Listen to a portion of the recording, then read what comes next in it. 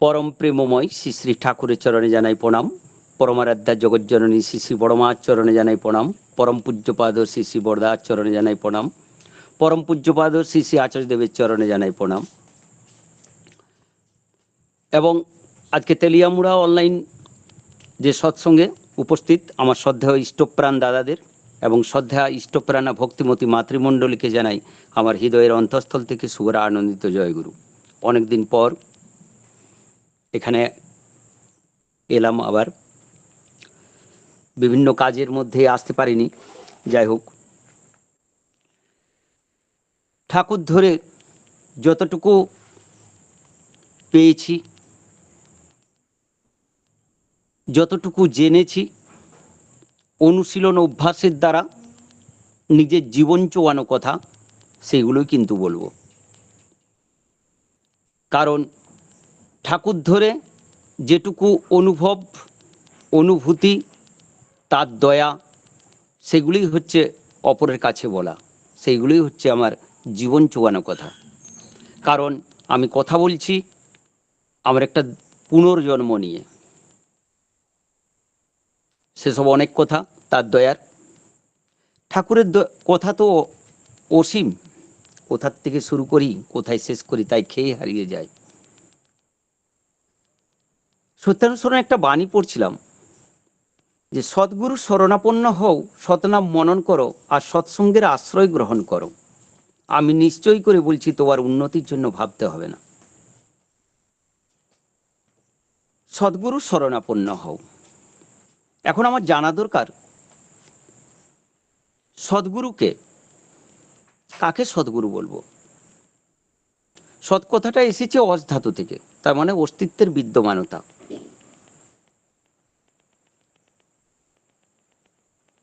ঠাকুর বললেন যে সদ্গুরু হচ্ছে গিয়ে এক্সিস্টেন্সিয়াল গুরু। এক্সিস্টেন্সিয়াল গুরু মানে এক্সিস্টেন্স, মানে সত্তা সংক্রান্ত। তাহলে সত্তা সংক্রান্ত সমস্ত বিষয়ের যিনি সমস্যার সমাধান জানেন তিনি হচ্ছেন সদ্গুরু। আমাদের সত্তা সবসময় থাকে বাঁচতে আর বাড়তে। প্রতিটি সত্তার একটা ছোট্ট ইতর প্রাণী পর্যন্ত জানে যে আমি কি করে বাঁচবো আর বৃদ্ধি পাবো, বাড়বো।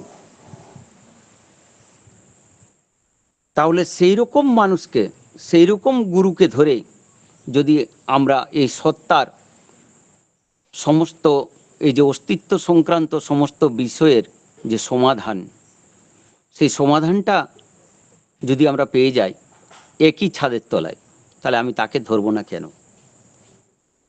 গুরু তো অনেক, ডিপি ওয়ার্কের কাজে তো অনেক কিছু কথা শুনি। গুরু তো আমরা অনেক গুরু ধরেছি, সদ্গুরুর আবার কি দরকার বাবা? হ্যাঁ, ঠিক, কথাটা ঠিক। অনেক রকম কথা, তোমাদের ঠাকুরের পয়সা রাখতে হয়। গুরু আর সদ্গুরু, গুরু হচ্ছে একটা নির্দিষ্ট বিষয়ের উপরে যার যার অভিজ্ঞতা, তিনি হচ্ছেন গুরু। আর সদ্গুরু মানে তো বলেই দিলাম, কেউ নাচ শেখাচ্ছেন, নাচের গুরু। কেউ সঙ্গীত শেখাচ্ছেন, সঙ্গীতের গুরু। শিক্ষাগুরু। ব্যায়াম শেখাচ্ছেন, ব্যায়ামের গুরু। সেই গুরু কিন্তু একটা নির্দিষ্ট বিষয়ের ওপর, সে কিন্তু বাকিটা সমস্যার সমাধান কিছু জানে না, সেই বিষয়টির উপরে জানে। আর সদ্গুরু কিন্তু সমস্ত দিক দিয়েই সব কিছুই জানেন। সেটা কিরকম আবার? অস্তিত্ব সংক্রান্ত যাবতীয় সমস্যার সমাধান। দু একটা উদাহরণ দিই। একজন দম্পতি তার একদিন তার ছোট্ট মেয়েকে একবার নিয়ে এসেছেন, 6-7 বছরের মেয়ে। ঠাকুরের কাছে এসে বলছেন, ঠাকুর, আমার মেয়েটি খুব বেলা করে উঠে, যতই টানা হেঁচড়া করি ঝামেলা হয়, চেঁচামেচি হয়, কিন্তু কোনো রকম আর সে উঠতে চায় না। শ্রী ঠাকুর তার দিকে তাকিয়ে বললেন, মা, সূর্যি মামা তোমাকে রোজ দেখে, তুমি সূর্যি মামাকে দেখতে পারো না? এইটুকু কথা। কি এমন আদর ভরা তার কণ্ঠ ছিল, কি এমন আদর ভরা এই ভালোবাসা এই বলার, সেই মাঠ কিন্তু তার পরের দিন থেকে রোজ ভরে উঠতে শুরু করে। একটি 89-এ পড়া একটি ছেলে এসে ঠাকুর কাছে বলছে, ঠাকুর আমার পড়তে গেলে কিন্তু ঘুম পায়। বলছে, পড়তে গেলে ঘুম পায়, অন্য কিছুতে কোনো কিছু ঘুম পায় না? অন্য কিছু মানে যাত্রা থিয়েটার দেখতে গেলে তখন ঘুম পায় না? বলছে না। বলছে, তোমার কোন সাবজেক্টটা করতে ভালো লাগে? বলছে, অঙ্ক। বলছে, তোমার যখনই ঘুম পাবে তুমি তখন অঙ্ক করবে, আর অঙ্কটা কিভাবে করলে সামনে যাকে পাবে তাকেই বলতে শুরু করবে। এইভাবে সেই ছেলেটি প্রতিনিয়ত এই কাজটি করে যায় এবং ধীরে ধীরে তার পড়তে বসার সময় কিন্তু তার ঘুম উড়ে যায়, অভ্যাসটি ছেড়ে যায়, তার ঘুমের অভ্যাসটি। তৃতীয়, একজন দম্পতি এসে, তার স্বামী মদ খায়, নিষিদ্ধ পল্লীতে যায়, এই নিয়ে সংসারে বিরাট অশান্তি ঝামেলা, অনেক কিছু মান অভিমান করে কোনো কিছুতেই পেরে ওঠেনি। ঠাকুরের কাছে এসেছেন, ঠাকুর কাছে এসে বলছেন, দূর থেকে দেখেই ঠাকুরকে তার স্বামী বলতে শুরু করেছে, ঠাকুর আমি সব কিছু আপনার শুনবো, কিন্তু ওই দুটি জিনিস আমি কিন্তু ছাড়তে পারবো না, এক মদ্যপান, দুই হচ্ছে নিষিদ্ধ জায়গায় যাওয়া, এটা কিন্তু আমি ছাড়তে পারবো না, আপনি যা বলবেন আমি তাই শুনবো। আপনি কথা দিলেন যা বলবেন শুনবেন তো? বলছে, হ্যাঁ যা বলবো, যা বলবেন আপনি আমি তাই শুনবো, তবে আমার গায়ে হাত দিয়ে বলুন। গায়ে হাত দিয়ে প্রতিজ্ঞা করলেন যে আমি যা বলবেন আমি তাই শুনবো। তো বলছে, ঠিক আছে, তাহলে এই যে আমার জুতো জোড়া আছে এখানে, আমার পিঠে মারো, ঠাকুর বলছেন। তখন কেঁদে লুটোপুটি, কেঁদে লুটোপুটি গড়িয়ে পড়লেন, হাউ হাউ করে কাঁদছেন, ঠাকুর এ কি বলছেন, আমাকে জুতো মারতে বলছেন? বলছে, না, আমি হতভাগ্য পিতা, আমি সন্তানকে সেরকম মানুষ করতে পারিনি, তুমি মারো, তুমি তো গা ছুঁয়ে আমার প্রতিজ্ঞা করেছো আমি যা বলবো তুমি শুনবে, তোমাকে মারতে হবে। তখন থেকে সেই ভদ্রলোকটি কিন্তু আর কোনোদিন এইসব লাইনে যায়নি, তিনি শুধরে গেলেন। প্রিয়পরম বইটি গ্রন্থটিতে পাবেন সত্যচরণ দাস সেই দাদাটির নাম। চতুর্থ, শরৎচন্দ্র চট্টোপাধ্যায় বিখ্যাত সাহিত্যিক 1932 সালে পাবনায় গিয়েছিলেন ঠাকুরের কাছে কোনো একটা সম্মেলনে। ঠাকুর কাছে বললেন, তাকে দেখে বললেন যে আপনারা তো কলমের জোর বেশি, ঠাকুরের অনেক কথা লিখে, অনেক তা আপনারা সাহিত্য লিখেন, তো এমন কিছু লিখতে পারেন না, এই যে দেবদাস সাহিত্যটা লিখেছেন, উপন্যাসটি লিখেছেন, এটাতে কি শিক্ষা দিয়েছে? একটা প্রেমে ব্যর্থ যুবক, সে মদ খেয়ে জীবনটাকে অধঃপাতের দিকে ঠেলে দিচ্ছে, এইটাই কি জীবন? সমাজ কি শিক্ষা পায়? আবার কেউ এই উপন্যাসটি পড়বে, সেরকম আরো ঘটবে, এটার থেকে কোনো কিছু শিক্ষা হলো কি? আপনাদের কলমের জোর অনেক বেশি, এমন কিছু লিখুন না যাতে সমাজের ভাঙাচোরা মানুষগুলো, মেরুদণ্ডহীন মানুষগুলো উঠে দাঁড়াতে পারে। শরৎচন্দ্র চট্টোপাধ্যায় ঘুরে এসে বিপ্রদাস উপন্যাসটি লিখেছিলেন। বিপ্রদাস উপন্যাসটিতে যে বিপ্র মাতা মনমোহিনীর চরিত্রে অনেকটা হুবহু মিল।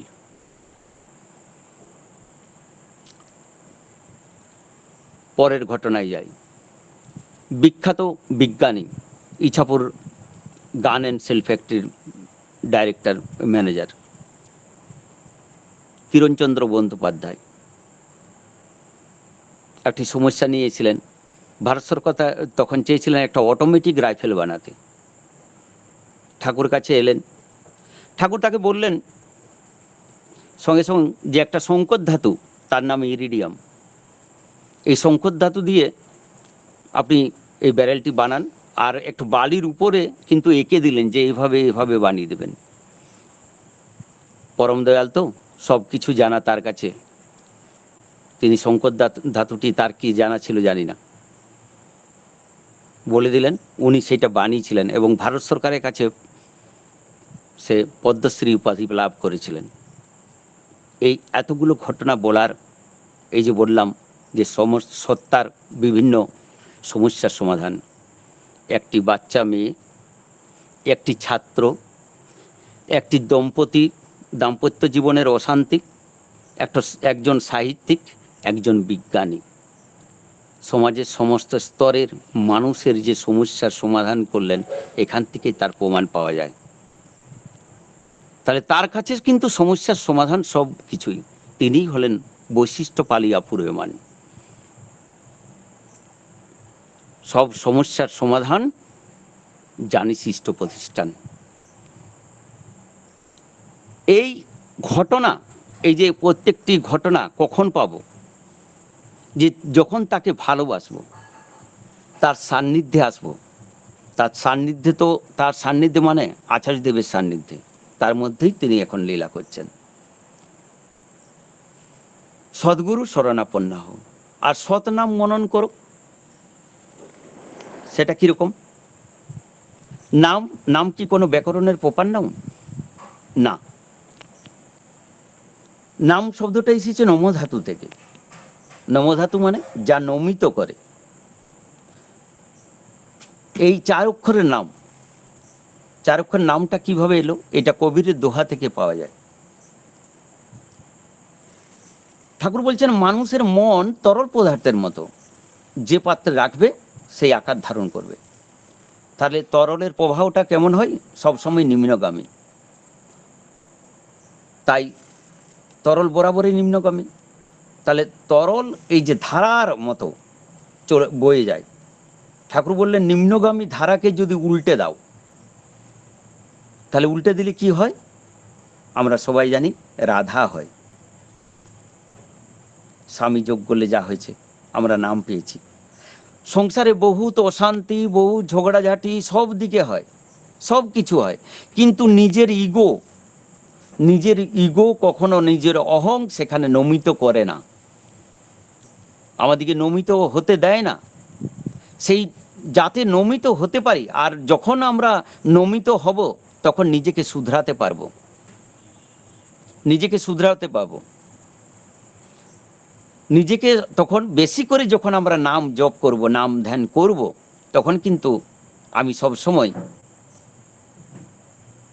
আমার ইগো অহং সব কিছু চলে যাবে। অপকর্মের বেদনা নিয়ে, বেদনা যখন ব্যথা নিয়ে আসে, ঠিক করেছি বলে তখন ঢাকা দিতে হাসে। আমরা ইগোটাকে মনে মনে দুঃখ পাচ্ছি, আমার ভুল হয়েছে, এটা আমার করা ঠিক হয়নি, আমার বেদনা হচ্ছে, কিন্তু আমার অহং আমাকে নিচে হতে দিচ্ছে না, নমিত হতে দিচ্ছে না। তখন আমরা কি বলি? ঠিক করেছি। একটু মুচকি হাসি দিয়ে, তাচ্ছিলের হাসি দিল, হ্যাঁ ঠিক, যা করেছি এটা কোনো ব্যাপার নয়, ঠিক করেছি, বেশ করেছি, এই হলো। কিন্তু নাম ধ্যান করলে, নাম যে নমিত ভাব, সেটা বেশি করে নাম ধ্যান করলে নমিত ভাব এনে দেয়। এখন সৎনাম মনন করো এবং সৎসঙ্গের আশ্রয় গ্রহণ করো। সৎসঙ্গ কি? সতের সঙ্গ, যেখানে অস্তিত্বের মানে সত্তার আলোচনা। ঠাকুর বললেন অ্যাসোসিয়েশন অফ এক্সিস্টেন্স লাভার্স। সৎসঙ্গ মানে অস্তিত্বকে যারা ভালোবাসে, যারা বাঁচতে পারতে চায়, তারা যখন একত্রিত হয় তাকেই সৎসঙ্গ বলে। তাহলে তার সঙ্গে যুক্ত হয়ে, সতের সঙ্গে যুক্ত হয়েছি, তারপরে আমরা বাঁচতে পারতে শিখেছি। আমরা একত্রে এখন বর্তমান 86 জন আছি, আমরা একত্রে বিভিন্ন প্রদেশের, বিভিন্ন রাজ্যের, বিভিন্ন দেশের সতের আলোচনা হচ্ছে, কারণ নিজের ব্যক্তিগত কিন্তু আলোচনা হয়নি। সেইটাই সৎসঙ্গ।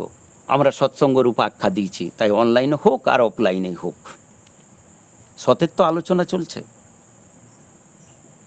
এ হলো সৎসঙ্গ, যেখানে অস্তিত্বের টিকিয়ে রাখার, বাঁচা বাড়ার যে অস্তিত্ব যিনি ধারণ পালনে সক্ষম, তার আলোচনা, যার সমস্যার সমাধান যিনি করেন তার আলোচনা হচ্ছে। সৎনাম মনন করো, সৎসঙ্গের আশ্রয় গ্রহণ করো। আমি নিশ্চয়ই করে বলছি, তোমার উন্নতির জন্য ভাবতে হবে না। উন্নতি মানে হচ্ছে উচ্চে নতি, উৎ প্লাস নতি মানে উচ্চে নতি। উন্নয়ন মানে টাকা পয়সা গাড়ি বাড়ি নয়। আমি কতটা ইষ্টের হতে পেরেছি, আমার দ্বারা মানুষ কতটা উপকৃত হচ্ছে, আমি মানুষের কতটা কাজে লাগাচ্ছি, সেই ততটুকু দেখে। আমি ঠাকুরকে ধরে আমি আমার সংসার, আমার সমাজ, আমার পাড়া প্রতিবেশী কতটা ভালো আছে আমার দ্বারা, সেইটাই দেখার। কারণ টাকা মানুষকে উন্নতি দিতে পারে না। হয়তো অনেক কিছু অনেকেই করে নিত টাকার জন্য, এত সব করার, সৎসঙ্গ করার, 1.5 ঘন্টা বসে মোবাইলকে ইয়ে করে কি লাভ ছিল? সব কাজ বন্ধ রেখে কিছু লাভ ছিল? কিচ্ছু না। তাহলে উন্নয়ন মানে উচ্চে নয়ন, উচ্চে আনতি, উন্নতি, উৎ প্লাস নতি, উচ্চে আনতি, সেইটাই উন্নয়ন। টাকা মানুষকে কিন্তু উন্নতি দিতে পারে না। টাকা আপনাকে ভালো বিছানা দিতে পারে, কিন্তু ঘুম দিতে পারে না। টাকা আপনাকে ভালো খাবার, ভালো ভালো খাবার দিতে পারে, কিন্তু হজম শক্তি দেখবেন নেই। হজম শক্তি ঠিক নেই, পেঁপে সেদ্ধ খেতে বলেছে, সুগার আছে, সবকিছু কন্ট্রোল। টাকা আপনাকে বহু বন্ধু বান্ধব সব কিছু দিতে পারে টাকা যখন থাকে, কিন্তু দুর্দিনের বন্ধু দিতে পারে না। কাজে উন্নয়ন মানে কিছু টাকা থাকলেই যে আমার উন্নয়ন হয়েছে তা নয়। আর টাকা যে কত উন্নয়ন হয়েছে, আর টাকা যে কত অশান্তির কারণ, তা এখন আমাদের পশ্চিমবঙ্গের নেতা মন্ত্রীরা কিন্তু হাড়ে হাড়ে বুঝতে পারছে। সবাই বুঝতে পারছে যে কি চলছে, টাকা থাকলে কি হয়, সব টিয়ার জেলে অবস্থান। যাই হোক, জীবনের বাঁচা বাড়ার অস্তিত্বের বৃদ্ধি সবাই চায়। সৎ যদি হয় সঙ্গ তোমার, ভাব যদি হয় মহান উচ্চ, বিশ্বের দ্বারে সাধনা তোমার হবে না ব্যর্থ, হবে না তুচ্ছ।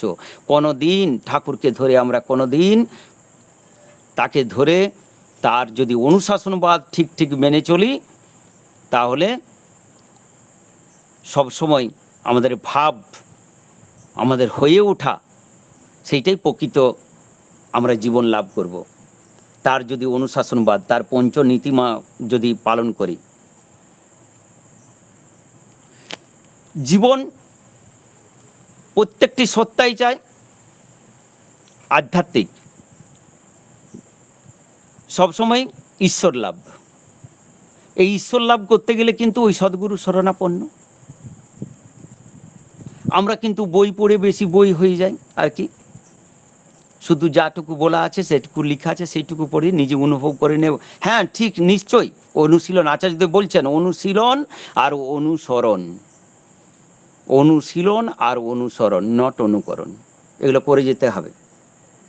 কারণ শ্রী ঠাকুর আমাদের 3টি জিনিস রেখে দিয়েছেন: শ্রীহস্তলিখিত গ্রন্থ সত্যানুসরণ, সৎসঙ্গের ধারাবাহিকতা এবং আচার্য পরম্পরা। এটা কোনো সংস্থাতে, কোনো ধার্মিক ধর্ম জগতে কিন্তু এটা নেই, একমাত্র সৎসঙ্গ জগতে। আচার্য পরম্পরা, আচার্য মানে যিনি আচরণ করে দেখিয়ে দেন। বাস্তব কর্মযোগ্যটা কি? সে বাস্তব কর্মযোগ্য উষা নিশাই মন্ত্র সাধন চলাফেরায় জপ, যথাসময়ে ইষ্ট নির্দেশ মূর্ত করায় তপ। এই মূর্ত করাই তপ, তপ মানে তপস্যা। বর্তমান ইষ্ট নির্দেশটা কি? ডিপি ওয়ার্কস, দীক্ষাপত্রের কাজ।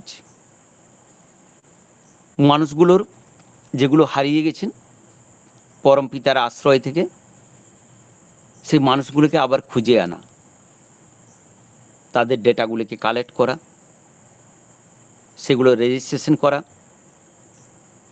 মূল স্রোতে ফিরিয়ে আনা। কারণ সতের সঙ্গে যুক্ত করতেই হবে। তারা নিশ্চয়ই কিছু একটা বুঝেছেন যে মানুষকে আনতে হবে। দূরদর্শিতা তো তাদের মধ্যে পাওয়া যায়। বর্তমান যে ঠাকুরকে ধরে আমরা কি পেয়েছি, মানে আমি বললাম না যে ঠাকুরকে ধরে তার দয়ার কথা আমি একটু বলবই। সেই খুব কম সময়ে 21 হয়েছে, আর 5 মিনিট আছে হয়তো অরিজিৎ দা, তারপর শেষ করছি আমি। তার দয়ার কথা বলি, আমার ছেলে যখন 4 বছর বয়স তার কিন্তু একটা লাংস ইনফেকশন হয়। সেখানে আমি অনেক ডাক্তার দেখিয়েছিলাম, দুর্গাপুরে অস্ট্রেলিয়ান ফেরত ডাক্তারকেও কিন্তু দেখিয়েছিলাম, কিন্তু কিছুতেই কিছু হয়নি।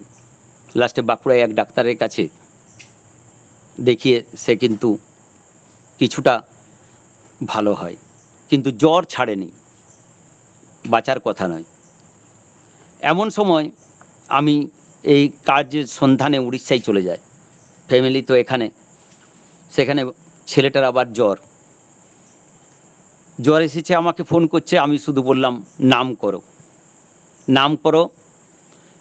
তো নাম করতে করতে, এবং ডাক্তার বলেছিল যখনই জ্বরটা আসবে তখনই কিন্তু ঘন্টায় ঘন্টায় জ্বরটা লিখে রাখবেন।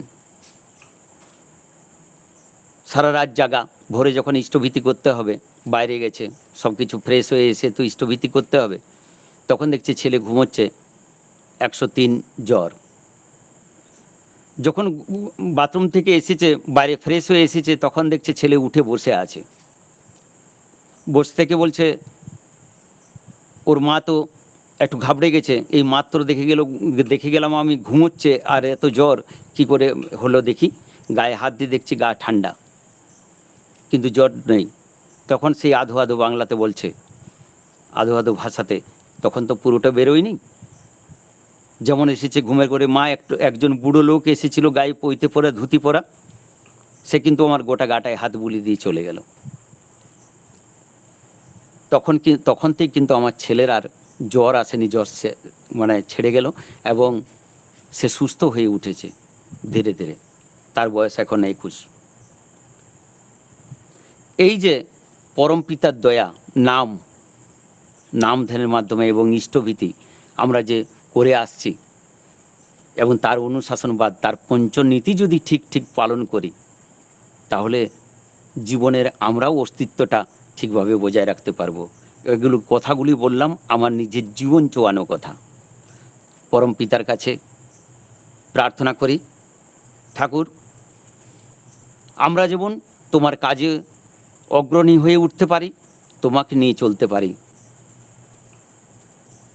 সবাইকার শান্তি, স্বস্তি, শ্রীবৃদ্ধি কামনা করি পরম পিতার আতুল চরণে। সবাই ভালো থাকবেন, সুস্থ থাকবেন। জয় গুরু, বন্দে পুরুষোত্তম।